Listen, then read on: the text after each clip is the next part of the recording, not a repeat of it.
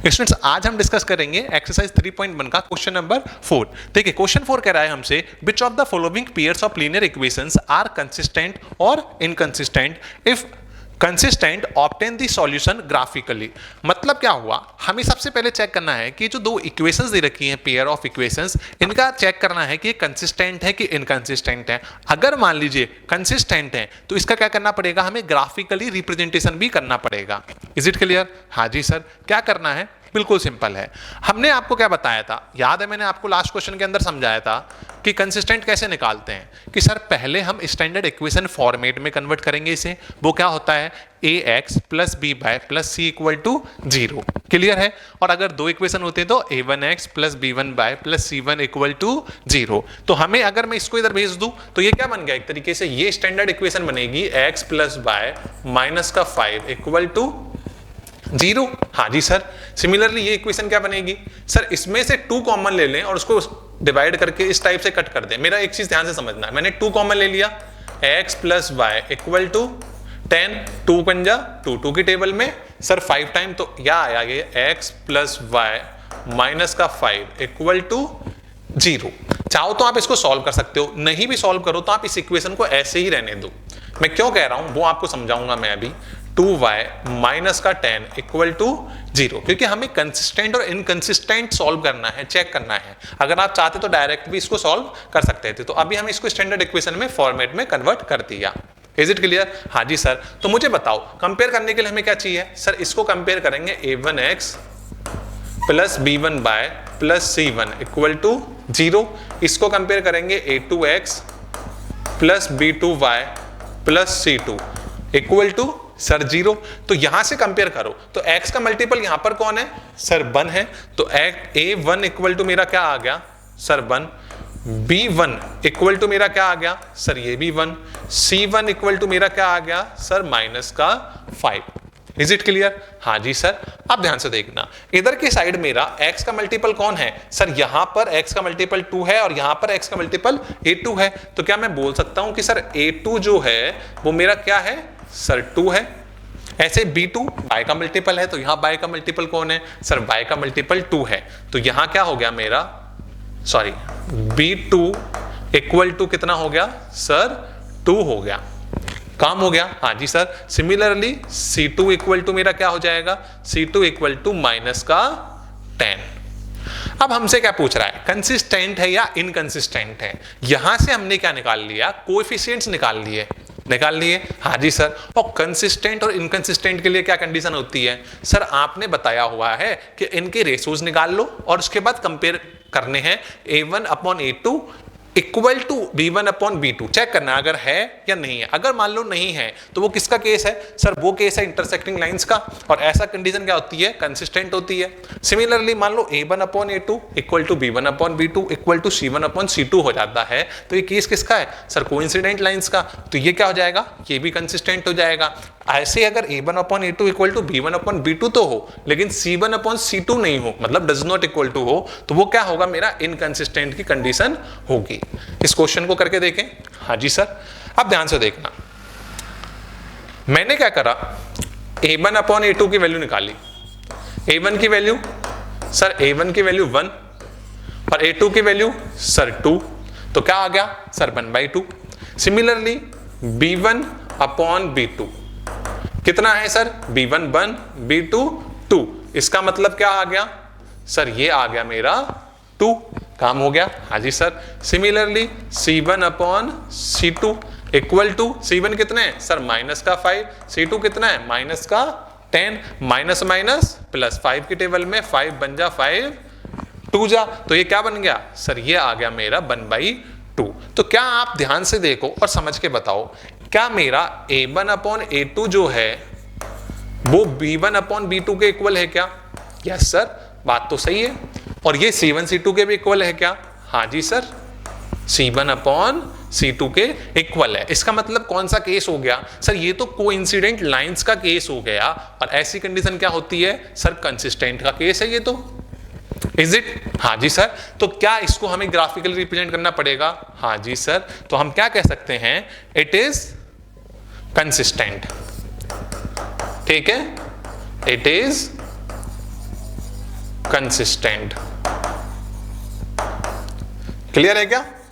अब मुझे graphically represent करना है। वैसे आपको इसको एक लंबा सारा जब बोर्ड के अंदर या टेस्ट के अंदर आप लिखो तो एक प्रॉपरली आंसर लिखना पड़ेगा कि these pair of linear equations या by the comparing the ratios we find the pair of linear equations are coincident lines so it is consistent. Is it clear? मैंने लास्ट क्वेश्चंस में ये detail में समझाया हुआ है, तो यदि नहीं देखे हैं तो डिस्क्रिप्शन में आपको वीडियो मिल जाएंगी, वहां से देख लेना। अब ध्यान से समझना, यहां तक काम हो गया? हाँ जी सर। अब एक और चीज समझो, क्या है इसे ग्राफिकली रिप्रेजेंट करना है। तो ग्राफिकली अगर रिप्रेजेंट करनी है मुझे इक्वेशंस, तो पहली इक्वेशन क्या है? x plus y equal to 5, x plus y equal to 5। और आप सबको अगर ध्यान हो तो मैंने आपको एग्जाम्पल जब समझाता था तब मैंने आपको समझाया है। क्या समझाया है? बिल्कुल सिंपल सी चीज समझाई है कि भाई y इक्वल टू जो होता है मेरा, क्या y इक्वल टू, यहां x को उधर भेज दो तो क्या हो जाएगा? 5 माइनस x। तो ये क्या बन गया मेरा? ये मेरा x, ये मेरा y। हाँ जी सर। तो यहां से x की वैल्यू 0 रखो, तो y की वैल्यू कितनी आ गई सर? 5। और मैंने आपको क्या कहा है कि हमेशा आप इन वैल्यूज को 0 बना लिया करो। एक बार x का 0 जरूर लिया करो, एक बार y का, बीच में कुछ भी ले लो कोई फर्क नहीं पड़ता है। हाँ मतलब वैल्यू होती है, कम से कम 4 वैल्यू लिया करो, मेरा सजेशन यही है, ठीक है। तो x की वैल्यू, अब x की वैल्यू 0 कब होगी सर? y की वैल्यू 0 कब होगी? जब मेरी x की वैल्यू 5 हो। x की वैल्यू 5 और y की वैल्यू 0।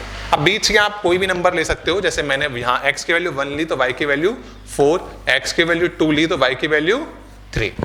क्या आपको समझ में आ गया क्या? हाँ जी सर आ गया। अब इसको रिप्रेजेंट करो, कैसे रिप्रेजेंट करेंगे? या पहले दूसरी इक्वेशंस भी निकाल लें, पहले दूसरी भी सॉल्व कर लेते हैं। दूसरी क्या है अपनी, या सेकेंड इक्वेशंस क्या है sir? 2x plus 2y equal to 10। Yes sir. अब ध्यान से देखना, 2y equal to 10 minus 2x। Is it clear? Yes sir. तो यहां से y इक्वल टू क्या आ गया सर? 10 minus 2x upon 2। अगर आप इसको सॉल्व करोगे, कुछ बच्चे क्या करेंगे, इसको जबरदस्ती वैल्यू सब्स्टिट्यूट करके इस क्वेश्चन को और ज्यादा लंबा और कंफ्यूजिंग बनाएंगे। देखो सॉल्व कर लिया करो अगर इक्वेशन सॉल्व हो रही है तो। वैसे मैंने स्टार्टिंग में सॉल्व कर दी थी। यहां पर आपको क्या करना है, 2 का 10 में डिवाइड जाएगा। हाँ एक और गलती जो बच्चे मिस्टेक करते हैं, वो क्या करते हैं, इस 2 से या तो इस 2 को काट देंगे सिर्फ और लिख देंगे 10 माइनस x। ये गलत है पहले तरीका। दूसरा क्या करेंगे बच्चे, 2 से 10 को काट देंगे ओनली। मैंने क्या क्या? ओनली, दोनों कटेंगे, याद रखना। 10 को काट दिया तो क्या हो जाएगा? 5 माइनस 2x लिख देंगे। ये भी तरीका क्या है? गलत है। तो ऐसे केस में क्या होता है, 2 का दोनों में डिवाइड जाता है। मैं आपको सिंप्लीफाई करके बताता हूं कैसे सॉल्व होता है। ये बनता है कुछ इस टाइप की कंडीशन से, 10 अपॉन 2 माइनस 2x अपॉन 2। यदि कोई एक बड़े वॉर के नीचे डिनोमिनेटर के अंदर अपना कोई एक वैल्यू होती है पर्टिकुलर, तो वो ऊपर न्यूमरेटर में जितनी भी वैल्यूज होती हैं, अगर वो प्लस या माइनस में है तो सबके डिवाइड के अंदर जाएगी वो जो डिनोमिनेटर है। Is it clear? आप काट दो, देखो कितना आया? 5 माइनस 2 से 2 गया x। तो यहां से मेरे पास में क्या आया? y equal to 5x। ये मिस्टेक आप मत करना, बहुत सारे बच्चे यही करते हैं। हमारे ऑफलाइन क्लासेस के अंदर ये चीज बहुत बार होती है, ठीक है? आपको ये गलती नहीं करनी है। अब यहां से आपको अगेन, अगर आप ध्यान से देखो तो ये दोनों के दोनों टेबल्स क्या सेम ही बनेंगी क्या? क्योंकि यहां पर भी y की इक्वेशन क्या बनी है? 5 माइनस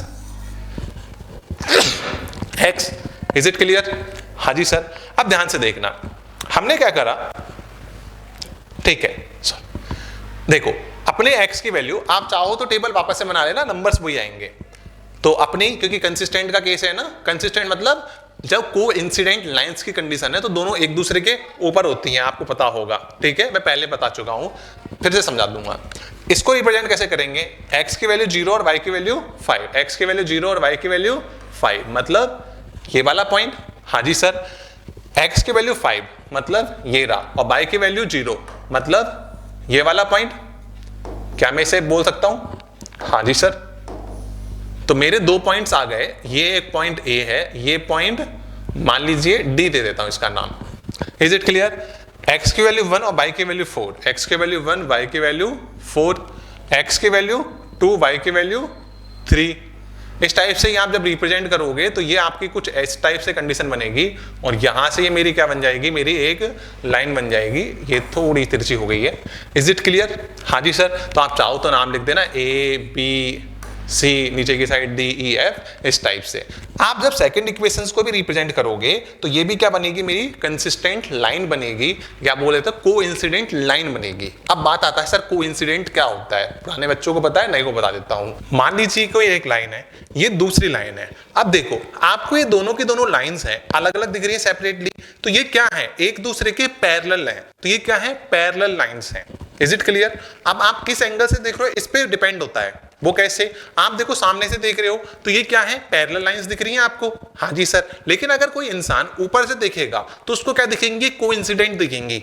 मैं आपको समझा के दिखाता हूं। मान लीजिए अब मैंने इन लाइंस को इस टाइप से रखा, आपको कितने हैंड्स दिख रहे हैं अगर टेक्निकली देखी जाए तो? आपको सिर्फ ये वाला सरफेस दिख रहा है, आपको ये वाला सरफेस जो मैं ये वाला हैंड आपको दिखाई दे रहा है क्या? नहीं दिखाई दे रहा ना। सेम टू सेम केस है कि अगर मान लीजिए कोई एक लाइन है और उसके ऊपर ये दूसरी लाइन आ जाए तो ये क्या कहलाएगी मेरी, सर कंसिस्टेंट लाइन का पार्ट जो होता है वो कौन होता है, कोइंसिडेंट लाइन होगी। तो मान लीजिए एक लाइन है ये, इसी के ऊपर मैंने कोई दूसरी लाइन ऐसे डिनोट कर दी, तो ये क्या है, दोनों लाइन मेरी क्या हो गई सर, कोइंसिडेंट लाइंस हो गई। क्लियर है? हाँ जी सर। अब एक और चीज समझना, मान लीजिए कोई एक लाइन थी और इसी के बगल में हमने एक और लाइन ड्रॉ कर दी, तो ये क्या हो जाएगी सर, ये हो जाएगी मेरी पैरेलल लाइंस। आई होप आपको ये चीज समझ में अच्छे से आ गई होगी। और ये क्या है, मेरी coincident lines. Is it clear? अब अपन स्टार्ट करते हैं सेकंड पार्ट। स्टूडेंट्स देखिए सेकंड पार्ट हमें क्या कह रहा है, सेकंड पार्ट है हमारा x minus y equal to 8। तो इसे स्टैंडर्ड इक्वेशन में कन्वर्ट कर देंगे। वो क्या होती है sir, ax plus b y plus c equal to 0। तो ये क्या हो गई मेरी एक तरीके से x माइनस बाय 8 इधर आया तो माइनस का 8 इक्वल टू सर 0। पहली चीज समझ में आ गई? हाँ जी सर। सिमिलरली इसको कन्वर्ट करेंगे तो क्या हो जाएगा sir, 3x minus 3y minus 16 equal to sir 0। क्या यहां तक क्लियर है क्या? हाँ जी सर। अब स्टैंडर्ड इक्वेशंस बताओ सर। स्टैंडर्ड इक्वेशन होती है हमारी a1x plus b1y plus c1 equal to 0। समझ में आ गया? हाँ जी सर। सिमिलरली ये क्या हो जाएगी sir, a2x plus b2y plus c2 equal to 0। आप कंपेयर करो पहली इक्वेशन को, फर्स्ट इक्वेशन को फर्स्ट स्टैंडर्ड इक्वेशन से। x का मल्टीपल यहाँ a1, यहाँ पर x का मल्टीपल 1, तो इसका मतलब a1 इक्वल टू क्या आ गया सर, a1 इक्वल टू आ गया 1। पहला चीज समझ में आ गई क्या? यस और नो? हाँ जी सर। कैसे आई, क्लियर है क्या? अब मेरे को b1 बताओ सर। b1 इक्वल टू हमारा आ जाएगा, b1 भैया इक्वल टू बाय का मल्टीपल यहाँ माइनस का 1 है। हाँ जी सर। तो क्या आ गया, v1 इक्वल टू माइनस का 1। C1 बताओ सर। C1 यहाँ C1 है, यहाँ माइनस 8 है टोटल मेरा, तो मैं कह सकता हूं मेरा C1 क्या हो गया sir, C1 equal to minus 8। Is it clear? Yes और नो? हाँ जी यस सर। क्लियर है? हाँ जी। अब मुझे A2 निकाल के बताओ, फटाफट बोलते जाओ। Very good. कुछ बच्चे बोल रहे हैं, जो नहीं बोल रहे हैं वो भी बोलते जाओ। x का मल्टीपल सर यहाँ पर 3 है, तो A2 equal to sir 3। Similarly B2 equal to मेरा क्या हो जाएगा सर, माइनस का 3। Is it clear? हाँ या ना? हाँ जी sir. Similarly C2 equal to मेरा क्या हो गया सर, माइनस का 16। Is it clear? Yes sir. तो अपने पास में A2, B2 और C2 तीनों की वैल्यू आ गई। क्लियर है? Yes sir. अब ध्यान से देखना, हमें क्या देखना है कि ये कंसिस्टेंट है या इनकंसिस्टेंट है। उसके लिए हमें क्या करना पड़ेगा, जो हम कोफिशिएंट निकाल रहे हैं इनको रेशियोज निकालने पड़ेंगे। मतलब a1 upon a2, b1 upon b2 and c1 upon c2। तो निकाल लें। हाँ जी सर। तो निकालो a1 upon a2 equal to, a1 कितना है सर 1, a2 कितना है सर 3। पहली प्रोसेस हो गई सर। अब b1 अपॉन b2, b1 कितना है सर -1, b2 कितना है सर -3, माइनस और माइनस सर प्लस, तो ये क्या हो गया मेरा 1/3। क्या यहाँ तक काम हो गया क्या? हाँ जी सर। क्लियर है? Yes sir. ऐसे ही c1 अपॉन c2, c1 भैया सर माइनस का 8, c2 भैया सर माइनस का 16, माइनस और माइनस सर प्लस, 8 1 जा 8 2 जा, तो क्या आ गया मेरा 1/2। Is it clear? तो यहां से मेरे पास में a1 upon a2, b1 upon b2 and c1 upon c2 आ गया। क्या यहाँ तक क्लियर है क्या? अब एक चीज देखो, हमें क्या करना है, इन रेशोज को चेक करना है कि ये क्या एक दूसरे के इक्वल हैं या नहीं है। देखो A1 अपॉन A2 की जो वैल्यू है और B1 अपॉन B2 की वैल्यू, दोनों का रेशो क्या आया सर? 1/3 आया। तो ये तो एक दूसरे के इक्वल है। हाँ जी सर। ऐसे ही सिमिलरली C1 अपॉन C2 की वैल्यू क्या है सर? 1/2 है। ये तो मैच नहीं कर रही है। इसका मतलब A1 upon A2 equal to B1 upon B2, लेकिन does not equal to C1 upon C2। Very good. तो ये कौन सा केस होता है सर? ये जो केस है हमारा, ये हमारा थर्ड वाला केस है पैरेलल लाइंस का। मतलब ये इक्वेशन क्या हो जाएगी? It is inconsistent. समझ में आ गया? तो ये पेयर ऑफ लीनियर इक्वेशंस हैं, ये पैरेलल इक्वेशन की कंडीशन बन गई। तो यहां क्या बन जाएगा? It is inconsistent. और हमारा क्वेश्चन क्या कह रहा है हमसे कि अगर मेरी इक्वेशन की कंडीशन कंसिस्टेंट है तो ग्राफिकली रिप्रेजेंट करना है, और अगर नहीं है तो इसे ग्राफिकली रिप्रेजेंट नहीं करना है। ये क्या आया? इनकंसिस्टेंट की कंडीशन है, तो इसे हम ग्राफिकली रिप्रेजेंट नहीं करेंगे। Is it clear? अगर आपका कंसिस्टेंट की कंडीशन हो जाती तो इसे ग्राफिकली रिप्रेजेंट करना होता। इसलिए हमेशा मैं कहता हूं क्वेश्चन को समझना सबसे इंपॉर्टेंट होता है।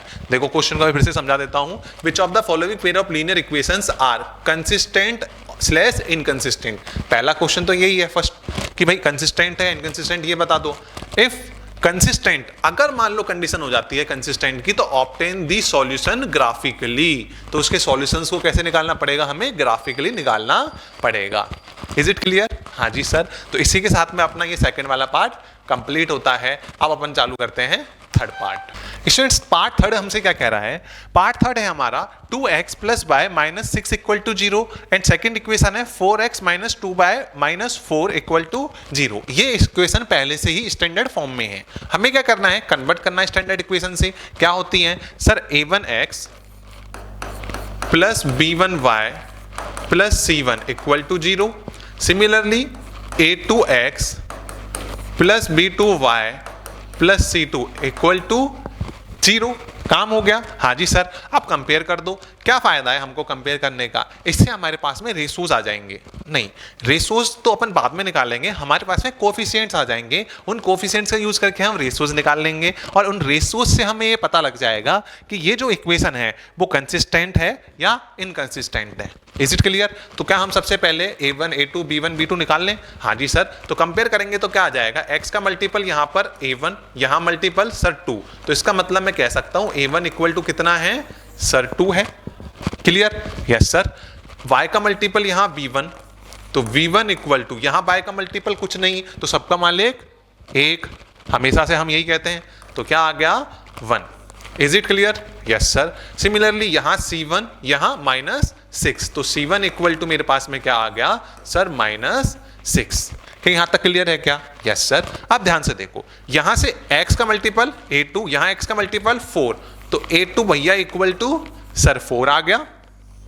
क्या सिंपल है क्या? हाँ जी सर। कोई भी डाउट हो तो कमेंट करके पूछ लेना। Is it clear? अब ध्यान से देखो, b2 इक्वल टू माइनस का 2 क्यों आया? आई होप समझ में आ गया होगा। Similarly C2 equal to, C2 अकेला भैया, यहाँ कांस्टेंट कितना है सर? माइनस का 4। अब याद रखना स्टैंडर्ड इक्वेशन में हमारी जितनी भी वैल्यूज होती हैं a1 a2 c1, ठीक है, जितने भी हैं कोफिशिएंट्स, ये सब क्या होते हैं? पॉजिटिव होते हैं। तो अगर यहाँ पर C2 क्या आएगा? हमेशा पॉजिटिव है, तो यहाँ कंपेयर करेंगे। अगर प्लस होता तो प्लस ले लेते, अगर माइनस है तो ये C2 ऑटोमेटिकली क्या हो गया? माइनस का 4 हो गया। बिल्कुल बेसिक कॉन्सेप्ट है, पर मैंने रिपीट कर दिया। Is it clear? Yes sir. अब ध्यान से देखो, हमें क्या करना है सर? बिल्कुल सिंपल है। हमें ये करना है कि रेशोज निकालने हैं a1 अपॉन a2 सबसे पहले, क्योंकि हम लास्ट क्वेश्चंस में यही करते आ रहे हैं। तो a1 अपॉन a2 क्या हो जाएगा सर? 2 अपॉन 4, 2 बन जा 2, तो क्या हो गया? ये 1/2। क्या काम समझ में आ गया? हाँ जी सर। अब ध्यान से देखना, ऐसे ही मेरा b1 अपॉन b2, बताओ b1 कितना है सर? b1 भैया हमारे आए थे 1, और b2 भैया कितने आए थे सर? -2। तो इसका मतलब ये सॉल्व आगे होगा नहीं, तो क्या आ गया? b1 upon b2 equal to minus का 1/2। Is it clear? Yes sir. ऐसे ही c1 upon c2 equal to क्या हो जाएगा सर? c1 भैया -6 एंड c2 भैया -4, और माइनस सर प्लस। ये कितना आ गया सर 3/2। क्या ये चीज क्लियर है क्या? हाँ या ना? अब ध्यान से देखो, हमारा a1/a2 कितना आया 1/2, लिख दो a1/a2, और b1/b2 कितना आया सर -1/2। ये प्रॉब्लम हो गई आपको अगर ध्यान से देखो तो। क्या मेरा ये b1/b2 के इक्वल होगा क्या? नहीं सर, ये तो इक्वल नहीं होगा। तो सिमिलरली c1/c2 के इक्वल भी ये इन दोनों में से कोई वैल्यू नहीं है। तो ये कौन सी कंडीशन हो गई इन तीन कंडीशन में से? सर ये तो इंटरसेक्टिंग लाइन वाली कंडीशन हो गई कि a1/a2 does not equal to b1/b2। और अगर मेरा इंटरसेक्टिंग लाइन की कंडीशन है देन ऐसे सॉल्यूशन कैसा होता है मेरा? कंसिस्टेंट होता है। मैंने इसलिए आपको ये टेबल दी हुई है जिससे आपको समझाने में आसानी हो, नंबर 1। और आपको ये टेबल अच्छे से लर्न होनी चाहिए, याद रखना थर्ड चैप्टर के अंदर, क्योंकि इस टाइप के कॉन्सेप्ट के क्वेश्चन कई बार पूछे जाते हैं 1 नंबर 2 नंबर 3 नंबर में, और आपको आने चाहिए क्योंकि बहुत सिंपल क्वेश्चंस हैं। ठीक है, कई बार बच्चे इस टाइप के कॉन्सेप्ट को स्किप कर देते हैं, वो उनकी गलती है, आपको नहीं करना है। अब ध्यान से देखना, तो ये क्या आ गया? हम बोल सकते हैं इट इज कंसिस्टेंट, यस और नो? हाँ जी सर, ये तो कंसिस्टेंट हो गया। अब ध्यान से देखना, ये मेरा कंसिस्टेंट हो गया। अब मुझे ग्राफिकली इसके सॉल्यूशन निकालने हैं। Is it clear? Yes sir. तो अब मेरे को अगर सॉल्यूशन निकालने हैं तो अब मुझे क्या करना पड़ेगा? जो इक्वेशंस हैं 2x + y - 6 = 0, 2x + y - 6 = 0। तो यहां से y की वैल्यू निकाल लो, y को कन्वर्ट कर दो। पहले हम बॉक्स निकालेंगे, याद है मैंने आपको बताया था 6 उधर जाएगा तो क्या हो जाएगा 6 - 2x। Is it clear? Yes sir. अब इसको सॉल्व कर लो। कैसे सॉल्व करते हैं? मैंने आपको सिखाया था, चाहो तो आप साइड में कर लेना इस चीज को, कि x की वैल्यू सब्स्टिट्यूट करो, x = 0। हमेशा एक चीज याद रखना, मेरा सजेशन है कि पहले x और y की 0 वाली कंडीशन की वैल्यूज निकाल लिया करो। इससे क्या होता है कि अपने को एक इक्वेशन की यूजुअली 2 बड़े एंड्स होते हैं जो ग्राफ्स के एक दूसरे को कट करते हैं, कोऑर्डिनेट्स वाले पॉइंट, वो हमें मिल जाएंगे। तो x = 0 होगा तो मेरा y = कितना होगा सर 6 - 2 × 0। इसका मतलब क्या हो गया? 6 - 0 मतलब 6 हो गया। हाँ जी सर। तो यहां कौन आ गया सर? मेरा 6 आ गया। क्या यहाँ काम हो गया क्या? हाँ जी सर। अब देखो y = 0 का मतलब क्या हो गया? ये मेरा 0 हो गया, = 6 - 2x। 2x भैया को मैंने क्या हुआ इधर ले आया, तो क्या हो गया मेरा 2x = 6, तो x = सर 1। आप ऐसे भी सॉल्व कर सकते हो। तो यहाँ पे क्या हो गया? y की वैल्यू मेरी 0 कब होगी? जब x की वैल्यू कितनी होगी? बोलो, सॉरी, x = 3 आएगी। तो x = 3 के केस में 3 × 2 = 6, 6 में से 6 गए तो 0। इस टाइप से भी वैल्यू सब्स्टिट्यूट करके कर सकते हो, no problem. Is it clear? हाँ जी सर। अब देखो x की वैल्यू सब्स्टिट्यूट करो, 0 तो हमने रख ली, x की वैल्यू हम रखेंगे 1, तो 2 × 1 = 2, 6 में से 2 गए तो कितने बचे सर? y = बचा मेरे पास में 4 मेरा रिमेनिंग रहा, तो y = 4 और x = 1। ऐसे ही x = 2 सब्स्टिट्यूट करेंगे तो सर x = 2, तो 2 × 2 = 4, 6 में से 2 गए तो कितने बचे सर? सॉरी, 6 में से 4 गए तो कितने रिमेनिंग हुए सर? 2 हो गए। क्या हमारे पास 4 वैल्यूज आ गई कोऑर्डिनेट की? Yes sir. चाहे तो आप इसको अभी रिप्रेजेंट कर सकते हो, चाहो तो आप बाद में कर सकते हो, इट्स योर चॉइस। मैं चलो अभी कर देता हूं। x की वैल्यू 0 और y की वैल्यू 6, मतलब पॉइंट मेरा रिप्रेजेंट यहां होगा, क्योंकि इस पॉइंट पे मेरी y की वैल्यू तो 6 है और x कोऑर्डिनेट 0 है। Is it clear? हाँ जी सर। x की वैल्यू 3 और y की वैल्यू 0, तो x की वैल्यू x एक्सिस पे 3 चले और y पे 0। क्या ये मेरा दूसरा पॉइंट हो गया? हाँ जी सर। थर्ड पॉइंट क्या हो जाएगा? x की वैल्यू 1 और y की वैल्यू 4। x की वैल्यू 1 चले और y की तरफ हम 4 चले। Is it clear? हाँ जी सर। x की वैल्यू 2 और y की वैल्यू 2, तो सबसे पहले हम यहां से x की तरफ 2 चलेंगे और y की तरफ फिर 2 चलेंगे। Is it clear? Yes sir. तो हमारी इक्वेशंस क्या बन गई? ये हमारी क्या आ गई? अपनी एक लाइन आ गई। पहली चीज क्लियर है क्या? Yes sir. अब ध्यान से देखो, अब हम कौन सी इक्वेशन सॉल्व करेंगे सर? सेकंड नंबर की। वो क्या है? 4x - 2y - 4 = 0। 4x - 2y - 4 = sir 0। अब ध्यान से देखना, मेरे को y चाहिए तो 2y भैया को उधर भेज दिया, तो क्या बनाइए 4x - 4 = 2y। मैं 2 को यहां डिवाइड में भेज सकता हूं, यस और नो? हाँ जी सर। तो ये क्या आ गया मेरा y equal to 4x minus का 4/2। तो इसको सॉल्व कर लेंगे तो ये दोनों बार कटता है। लास्ट क्वेश्चन में मैंने डिटेल में समझाया था फर्स्ट क्वेश्चन के अंदर। तो क्या आ गया 2x माइनस का 2, हमारी इक्वेशन आ गई 2x माइनस का 2। अब ध्यान से समझो वो क्या है सर, वो ये है कि y equal to 2x minus 2। तो मैं टेबल बना दूं, यस सर बना दी, यहां x यहां y, काम हो गया, यस सर। x की वैल्यू देखो, x की वैल्यू 0 रखी सर, x इक्वल टू 0, तो y की वैल्यू क्या बनेगी sir, y equal to 2 into 0, ऐसे समझो y equal to 2 into 0 minus का 2, तो ये तो 0 बन जाएगा, माइनस का 2, तो y इक्वल टू क्या आ गया मेरा माइनस का 2। काम हो गया, हाँ जी सर, माइनस का 2 हो गया, यस सर। ऐसे ही y की वैल्यू 0 कब होगी सर, जब x की वैल्यू 1 होगी। अगर मैं ध्यान से देखूं तो 2 बन जा 2 में से 2 गए तो कितने बचे सर 0, वेरी गुड। x की वैल्यू मैंने 2 रखी, रख दूं, हाँ जी सर, 2 जा 4 में से 2 गए तो कितने बचे सर 2, x की वैल्यू 2 तो y की वैल्यू मेरी 2, x की वैल्यू 3 रख दो सर, 3 जा 6 में से सॉरी x की वैल्यू, इसको काट देते हैं, x की वैल्यू मैंने 3 रखी तो 3 जा 6 में से 2 गए तो सर 4। क्या यहां तक क्लियर है क्या? हाँ जी सर। अब इसको रिप्रेजेंट करूं, हमारे कोऑर्डिनेट क्या क्या आए 0, -2। ध्यान से देखते जाना, 0, -2, x की वैल्यू 0 और y की वैल्यू -2। इसका मतलब मेरा एक कोऑर्डिनेट तो ये होगा। पॉइंट क्लियर है क्या? हाँ जी सर। सिमिलरली x की वैल्यू 1 और y की वैल्यू 0, x की वैल्यू 1 और y की वैल्यू 0। सिमिलरली x की वैल्यू 2 और y की वैल्यू 2। इसका मतलब ये वाला पॉइंट जहां पर ये इंटरसेक्ट करेगा। और थर्ड पॉइंट क्या है, x की वैल्यू 3 एंड y की वैल्यू 4, x की वैल्यू 3 एंड y की वैल्यू 4। तो ये लाइन जो है मेरी, ये इंटरसेक्ट करेगी मेरी कहीं ना कहीं, ये इस पॉइंट पे इंटरसेक्ट करेगी जिसके कोऑर्डिनेट होंगे 2, 2।